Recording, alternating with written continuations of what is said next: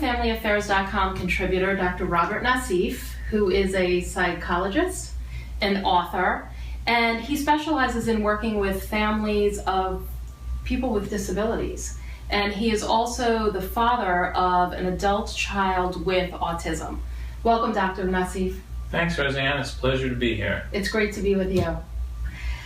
Dr. Naseef, recently, and I think we were just talking about it, I had done an interview with Dr. Temple Grandin, and we were discussing the issue of employment for adults with autism, and how basically everything up until this point that we have out there, all of the different supports, they don't really prepare them for the workforce. And I think that as a society, that is something that we all need to get together and start to do. And I was just wondering, since you're working so much with these families and these individuals, what's your feeling on the issue? Well, there's a desperate kind of feeling in the parent community. Like, some moms will tell me, I can't even die, because their children, now adolescents or young adults, just depend on them so much. And, likewise, fathers worry. And people think they'll never have an empty nest. And in some cases, individuals with autism might need to live with their family or in some kind of special housing program, but many can be capable of living on their own if they can get a job. Okay.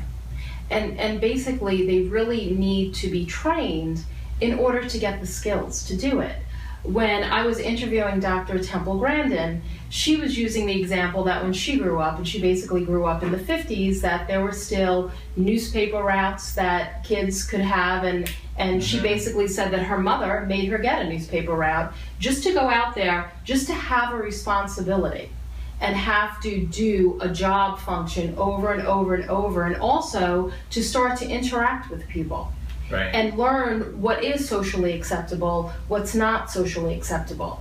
And in today's day and age, with all of the computer games, and we are all, it doesn't matter who we are, we're on our phones, we're on our iPads, there's really not a lot of interaction like this.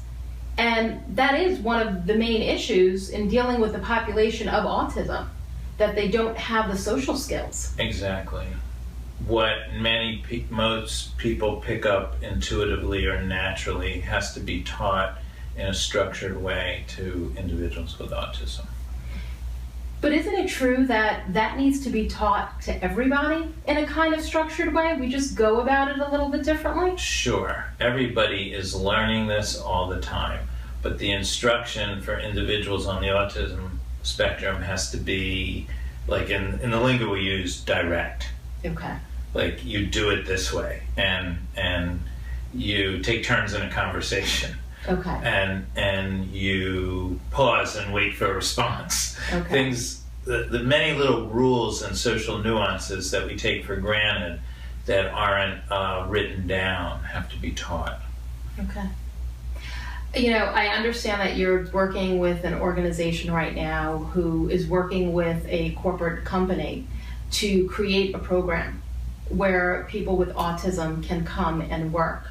And I would love for you to tell us all about that, and we'll do that in a part 2 of this video. Okay. Okay, and I would just love to hear all about it, how you're going to execute it, and really how it all came about.